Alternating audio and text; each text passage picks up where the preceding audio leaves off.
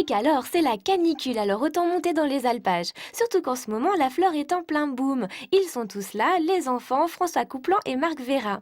Avec le carvi qu'ils découvrent, ils vont faire du pain dans le fournil de Marc. Bon prétexte pour un petit casse-croûte. Mais ils vont aussi découvrir la somptueuse myrrhe odorante, la ciboulette et même le chardon. Quant à Marc, décidément très en verve, il nous fait un foie gras à la myrrhe odorante. Alors un conseil, à vos cassettes.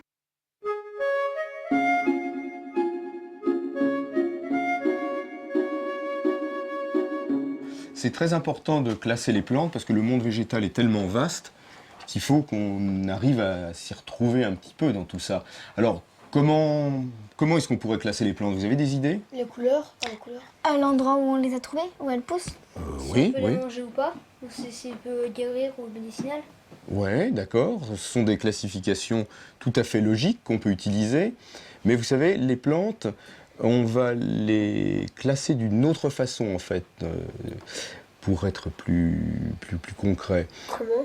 Eh bien, la science de la classification, ça s'appelle la taxonomie, et ça essaye d'établir l'arbre généalogique des plantes, comme chez les êtres humains, c'est-à-dire les relations de parenté qui existent entre les plantes. Et ça va donner des familles. Donc on va classer les plantes par famille. Ici, cette berce spondyle, par exemple, appartient à la famille des ombellifères. Vous voyez? Elles ont quoi de spécial, les ombellifères? Elles ont des ombelles, c'est-à-dire qu'elles ont toutes des fleurs qui sont très caractéristiques, comme une sorte d'ombrelle, comme une sorte de parapluie. Vous La voyez? pimprenelle, c'est quoi comme famille? La pimprenelle, c'est la famille des rosacées. Si vous regardez les fleurs, elles ressemblent un petit peu à des fleurs de fraisier. Voilà. Je vous propose maintenant qu'on aille dans les alpages. Hein? C'est l'été. Les alpages, c'est la pleine saison de la floraison. Donc on va voir ce qu'on va trouver là-haut.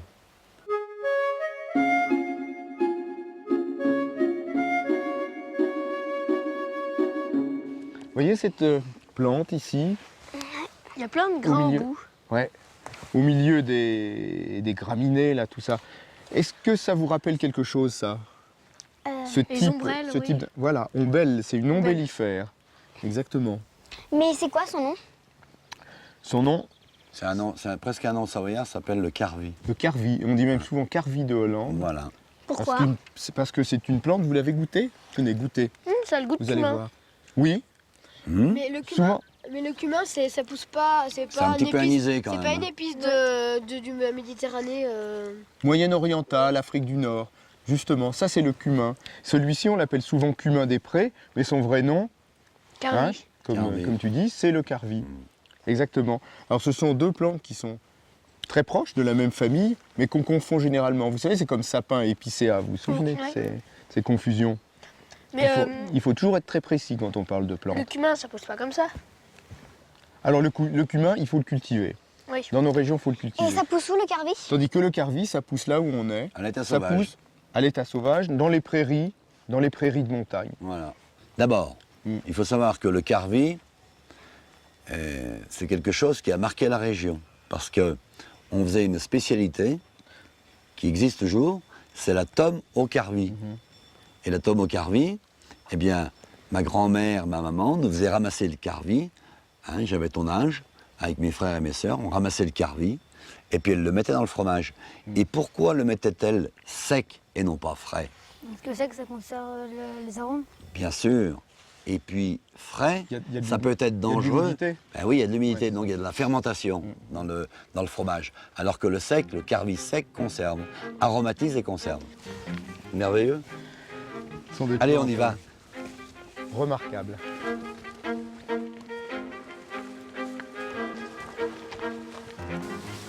Il y a de la Vous mauve. voyez ça?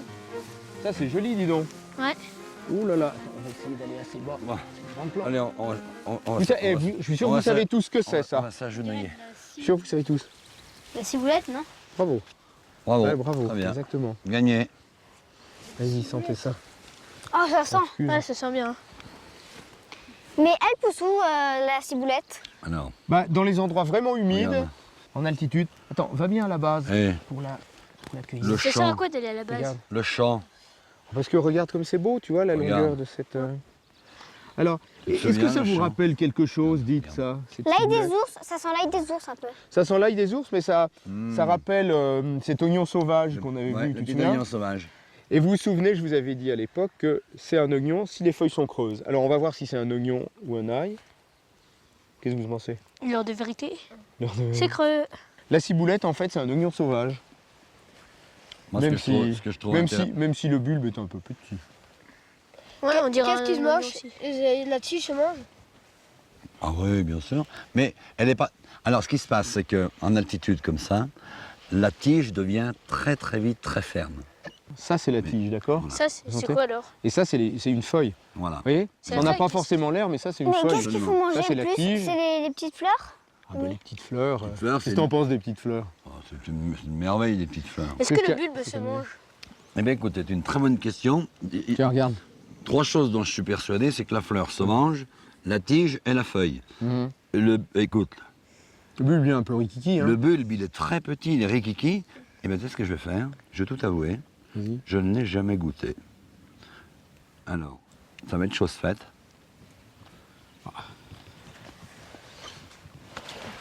C'est pas inintéressant. C'est croquant. Ouais, c'est croquant, c'est pas inintéressant. C'est croquant, c'est pas trop fort. Hein. Non, C'est pas pas trop fort. puissant. Mais moi, je préfère mes fleurs. Je Légèrement préfère- sucré. Ah, moi, je préfère mes fleurs. Tiens, prends une petite fleur. Regarde. Excuse-moi. Prends une petite fleur.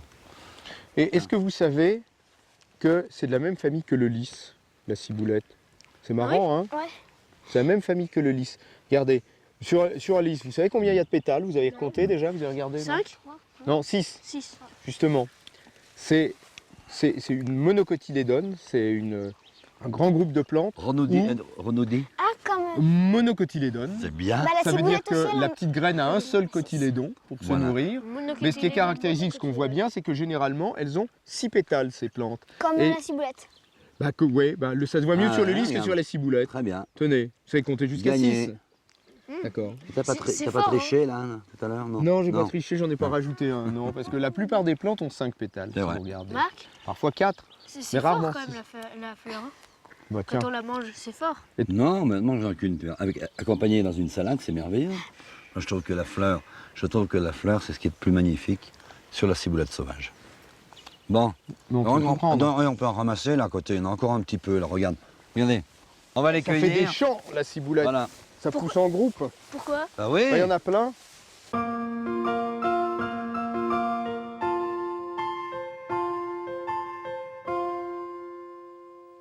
On a réalisé beaucoup de recettes, mais on n'a jamais réalisé une recette de pain. Voilà. Alors qu'est-ce qu'on va faire? On va faire un pain. Au carvi. Voilà, c'est le pain d'hier. C'est les gens mangeaient du pain au carvi. Tu sais, à côté des fermes, ils avaient toujours un four où ils fabriquaient le pain. Parce que le pain, c'était la vie. Alors, pour réaliser un pain au carvi, qu'est-ce qu'il nous faut? Alors, 350 g de farine, 21 Ouais. centilitres d'eau, 7 g de sel, 7 g de sucre, 3 g de carvi et 10 g de levure de boulanger. Eh ben voilà.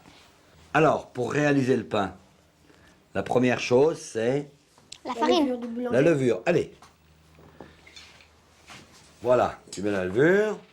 Et puis, dans la levure, on incorpore de l'eau tiède. Allez, passez-moi l'eau. Voilà, très bien. Pourquoi tiède? Allez, mélange. Parce qu'on va commencer la fermentation. Parce qu'il faut de la fermentation. Et après, on y ajoute Du sucre. le sucre et le sel. Allez, Marguerite. Mélange bien, mélange bien. Voilà, c'est bien. Allez. Parfait. Et puis maintenant que l'eau est encore tiède, qu'est-ce qu'on va y ajouter? La farine. Non. Le carvi. Bien. Pourquoi? Pour Parce que les carvis, on va faire éclater. La petite espèce de petite. Voilà, on va les faire éclater pour qu'elles sortent, pour que le carvi sorte tous ses arômes. Et donne-nous le carvi. Allez, parfait. Là, c'est les graines de carvi qu'on a fait sécher, qu'on a mis sécher. Mais faut pas mettre la farine maintenant. Si, on va mettre la farine maintenant. Allez, On met toute la bah, farine. allez, mets-moi la farine. Très bien. Allez, mélange. C'est dur, hein? C'est bien dur là. Et bien maintenant, tu vas voir, on a du matériel qui nous permet de regarder et de surveiller, surtout. C'est le batteur Le mélangeur. batteur mélangeur. On appelle ça le batteur mélangeur. Ça oxygène la pâte. Ça va oxygéner la pâte et on va battre pendant 5 minutes. Voilà, c'est pétrir, ce qu'on appelle pétrir.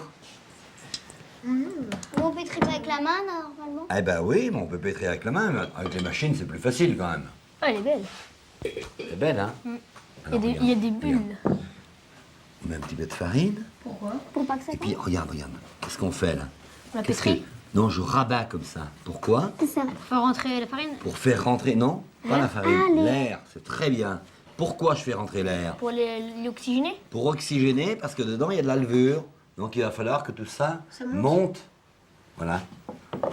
On va laisser prendre du volume grâce à l'air qu'on a incorporé avec la levure Ouais. pendant 2 heures. Donnez-moi le panier, là. Voilà, c'est parfait. Le pain levé pendant 2 heures, regardez. Qu'est-ce qu'il nous reste à faire? Faire cuire. Ah, on va le faire cuire, alors. On peut faire des traces avant. Alors, ah bah oui, on va faire un peu de traces. Faire un peu de traces C'est vrai, ça pour va à quoi les l'ouvrir. traces? Pour l'ouvrir, tu vas voir. Regarde. Regarde comme il est beau. Il est magnifique, hein? Voilà. Un petit peu de farine dessus. Et maintenant, Les traces. les traces. On coupe rapidement. Pourquoi faut couper rapidement? Regarde, parce que ça va lui permettre de lever, là, à l'endroit où on a fait les incisions. Et maintenant, qu'est-ce qu'il nous reste à faire? Elle met dans le four. Et le mettre dans le four, voilà. Voilà. Toujours avec la pelle. Comme les boulangers, comme les pizzas. Alors le pain maintenant, ça fait 35 minutes qu'il est au four. Oh, il est beau. Ah, il est regardez, bien. on ne touche pas. C'est très chaud. Puis les traits au début, ils étaient tout petits, puis là. Et maintenant, qu'est-ce qu'on va faire maintenant? Pour que la mie soit encore plus croustillante. On va laisser reposer. Non. Regardez, l'enfant. On va mettre de l'eau. On va mettre de l'eau. Très très peu, hein. Pourquoi ça va le rendre croustillant, l'eau? Ben, parce que l'eau, la vapeur va assécher tout ça. Et ça va rendre croustillant parce que le sucre se trouve ici, sur la croûte, beaucoup plus que dans la mie. Donc le croustillant se trouve sur les côtés.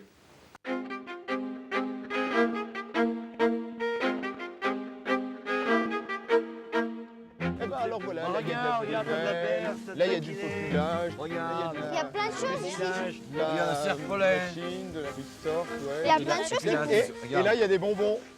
Et là il y a des bonbons, ouais. Qu'est-ce que c'est? Bonbons. Alors ça, c'est ma plante préférée. Bah c'est pas Ça, loin d'être la mienne, Ça tiens. s'appelle la myrhodorante. Ça sent. Ah, Goûtez. ça sent les bonbons à la menthe. Ou, Ah. Non, Les bonbons à Ouais. l'anis. les bonbons à l'anis. Exactement. Ça avec ça. qu'on fait Incroyable, les bonbons hein. à l'anis. Eh, c'est Pas du incroyable, tout. hein. Tiens, Pas du tout. vas-y. Mais c'est une plante qui renferme une essence. d'anis. Et dans cette T'as vu? essence, C'est fou, hein. il y a une substance qui s'appelle l'anétol qu'on trouve dans l'anis. Mais ça pousse majoritairement où? Alors, cette plante, elle pousse à l'étage subalpin, donc dans les Alpes, les Pyrénées, dans les montagnes. Ça veut dire Mais quoi, l'étage? l'étage subalpin, ça veut dire, les étages, vous savez, quand on part du niveau de la mer et qu'on monte vers les montagnes, il y a un changement de climat. Quand on monte de 100 mètres, c'est comme si on faisait 100 km vers le nord. Donc on commence au bord de la mer avec des chênes, c'est l'étage collinéen. On monte avec les hêtres, c'est l'étage montagnard. Ensuite, on monte plus haut avec Regarde le trèfle. les épicéas, et c'est l'étage subalpin. Et voilà, on va trouver la Et myrhodorante. elle fait une fleur. Elle fait une fleur blanche, Mais- ouais. Comme, oui, comme la carotte et tout ça, c'est la même famille. Mais Marco, on mange tout là-dedans ou pas? Ouais, ce qui est très intéressant, dans la myrrhe, la feuille n'est pas intéressante, pas très intéressante, beaucoup moins intéressante Ouais. que le reste. Ce qui est très intéressant, alors par contre, c'est ça, regardez mes enfants. Regardez. Ça- La tige? Allez, on goûte les enfants. Merci. Ça a le même goût que. Ça a un goût d'anis, mais plus secret. François, tu veux pas? Non, Non, mais j'en prépare pas. J'ai pris la mienne, ça va, merci. Après la tienne. Et Marco, est-ce que les vaches, elles le broutent, l'amir? Eh bien non. Mais pourquoi Bah, parce que c'est trop odorant, Ouais, c'est trop trop fort. fort. Donc, puissant. la myrodorante, la gentiane. Souviens-toi, je t'avais expliqué la berce. Ah oui, la Ah oui, la Et tu berce. remarqueras dans les champs, quand tu as un champ comme ça, les vaches broutent, eh bien, après, il reste quoi au milieu du champ comme ça? Les berces. Que la berce. Parce que la Ouais. berce, c'est ce qu'il y a de très aromatique dans un champ et les bêtes ne le mangent pas. Est-ce qu'on a encore un peu de courage? Courage. On va encore visiter, là, on va visiter le sentier au-dessus. On a encore une plante intéressante à voir. Attends, je prends un peu de provision pour la route. Tu prends un peu de provision, entièrement aussi. Allez, tu as raison. Gourmand. Qu'est-ce qu'on fait pas tous? On est pas tout quand même, faut que ça repousse. Et puis vous serez bien content, non? Tiens, Et on va partager, hein? Merci. allez. Hop là. Ça tombe. C'est une grande plante par contre. Ah, ça, c'est un chardon. Oh, vous avez les Ouais, bravo. C'est l'emblème Un de l'Écosse. chardon, Mais marais. ça, ouais, mais ça, Un circe des marais. c'est la circe des Un marais. circe des marais. Mais ça a Bah, un je autre sais intérêt. pas, hein, va voir. Circium palustré. Vous Comment? voyez Circium palustré. Circium. Ah, ça pique. Voilà, palustré des marais. Ah, ça pique. Bah oui, ça pique. Hein. Alors, circe des marais, mais ça ne veut pas dire qu'il y a des circes que dans des marais. Ça, c'est une espèce qui pousse justement dans les lieux humides comme ça. Ça pousse Mais où des aussi? circes, il y en a de toutes sortes. Hein. Il y en a La qui carline, alors. poussent- il y en a qui poussent. Alors, la carline, c'est un chardon, mais c'est pas un circe. C'est une pas un espèce- circe. Ah non, non. Les capitules sont beaucoup Ouais, plus bien gros sûr. et puis entourés de petites feuilles, de petites Bien bractées sûr. argentées comme Mais ça. pour moi, tu sais, On le reconnaît bien. la carline, Oui. ce qu'on appelle, nous, le chardon de montagne, hein, parce que Voilà, dans le monde ici, on a chardon argenté. chardon argenté, je trouve que c'est vraiment le symbole de la montagne, le Oui. chardon. Mais Pourquoi maintenant, tu dis ça? parce que c'était le symbole de la montagne, mais tout le monde en ramassait, tout le monde le cueillait, et tu sais que maintenant c'est interdit. Et je trouve qu'ils ont bien fait les choses. Oui, Chez nous, ils ça ont- fait 3 ans que c'est interdit, et ils nous avaient dévasté en dessus la propriété. Là, ça, Ah oui, c'est vrai. c'était un peu dommage. Mais c'est François un petit peu, c'est vrai que c'est bête parce que ce capitule, on le mange comme les artichauts. Hein? C'est un délice. Le Je crois que capitule. les gens aimaient Alors, trop ça. c'est merveilleux. justement. C'est pour Ah ça ouais. qu'on a dû la protéger. Allez, on-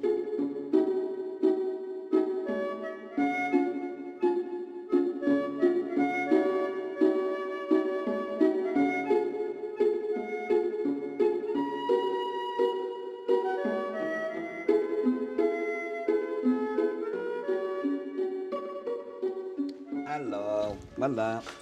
J'ai une surprise.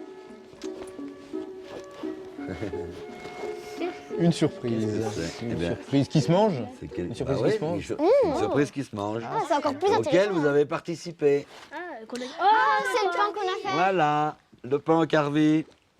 Il y a encore autre chose? Puis ouais, mais autre chose. Bah, écoute, Bah ouais, Dans la avec du montagne, pain. il y a Qu'est-ce toujours qu'on mange autre avec chose. du pain? C'est quoi ça sert? une vraie tome. Ah, du fromage. Ah, je vois. Tom. Regarde comme elle est belle celle-là. Dis donc, elle est belle. Hein? Eh bien Oh, jaune, elle est hein. belle. Oh, elle est belle. Ah ouais, Elle est c'est bien bien jaune, faite. Alors, Pain et fromage. qui va être servi le premier? On va commencer. Allez, Par le on va jeune commencer par fille. Marguerite. Ah, jeune fille. Alors, tu vois le pain, je vais le couper à la savoyarde, moi. Ils ont une façon spéciale de Eh couper oui, ça? regarde. Arrête. Viens, Ah regarde. ouais. Toujours comme ça, Ah en d'accord. arrondissant, toujours. C'est ce qu'on dit chez nous, hein, quand c'est comme ça, qu'on passe des bons moments comme ça. Regarde, c'est merveilleux, non? Moments comme ça. Ouais. Eh ben on dit que ça va rien mal. Ah ouais. Je vois bien les petits grains de carvi dedans. Encore, les petits grains de carvi, c'est pour moi. Toi, tu vas manger le pain, on va changer un peu. Hein. Toi, le botaniste, moi, le carvi et toi, le pain. Hein? Ah, dis donc. En tout cas, le pain, Sans. un bon goût de carvi. Ah ouais, ouais. Mais tu vois, les Ça petits sent, hein? Ah ouais, on voit les Eh, petites boules. c'est parfumé Bon. quand même, là. Hein. Ça va t'y être bon les C'est deux parfumé ensemble. et il n'y en a pas beaucoup, mais il est parfumé. Hein. Absolument. Absolument. Faut pas en mettre trop quand même, sinon Ouais, bien. après il n'y a plus le goût du pain. Ah ouais. Mais C'est les du arômes, tu sais, je t'explique. Les arômes, ça doit rester dans le domaine de la subtilité. Un arôme, il ne doit pas être dominant et prendre le Ok. dessus autre chose. C'est pas possible. Parce que le pain au carvi, tu dois avoir le goût de carvi, tu vois, Puis le goût du pain. et surtout le goût du pain. Et avant tout, Ah le ouais. goût du pain. Le carvi n'est qu'un additif. Tu comprends? Oui. Excellent ta tome. Mmh. À mon avis, ma Tom, tu vas pas faire long feu.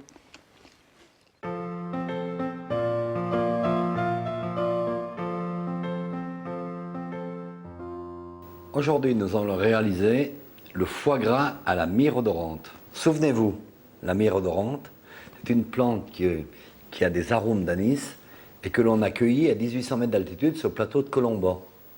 Il nous faut 2 escalopes de foie gras pour 2 personnes, naturellement, un peu de fleur de sel de Guérande,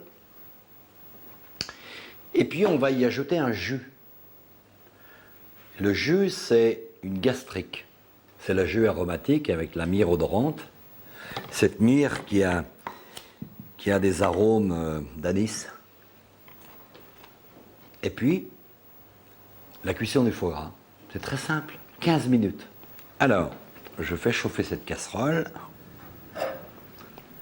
très vivement. J'y ajoute le sucre. Puis là, on va faire un jus. On ajoute le bouillon de légumes. Le sucre et le bouillon de légumes sont en train de réduire. On va y ajouter la myrrhe odorante. Les bâtons de myrrhe odorante. En fait, on va réaliser une décoction.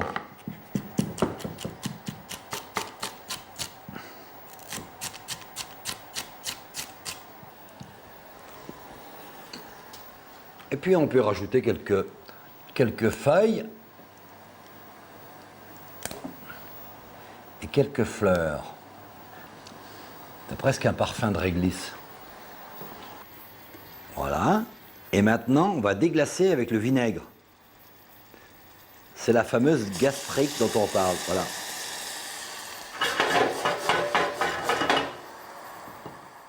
Voilà, c'est prêt. Il suffit de filtrer.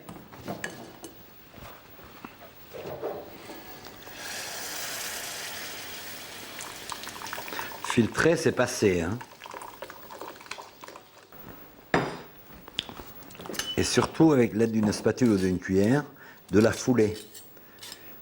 Parce que les tiges de myrrhe odorante, en les foulant, on fait ressortir tous les arômes.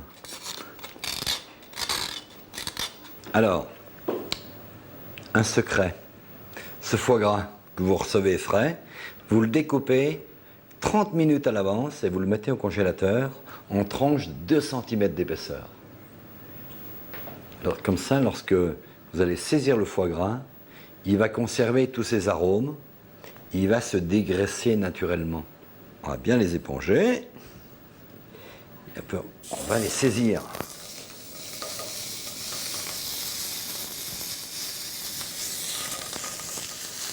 Alors, 2 minutes de cuisson de chaque côté.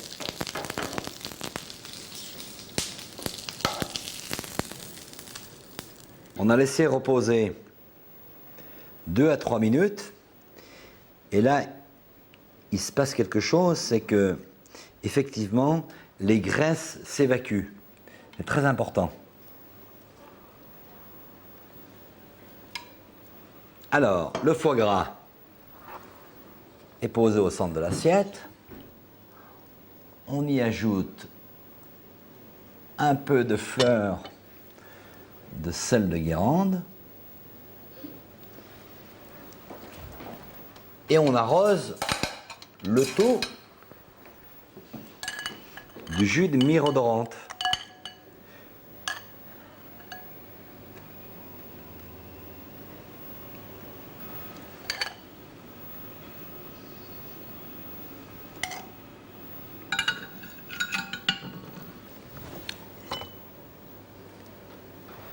Un petit peu de myrrhe odorante. Voilà.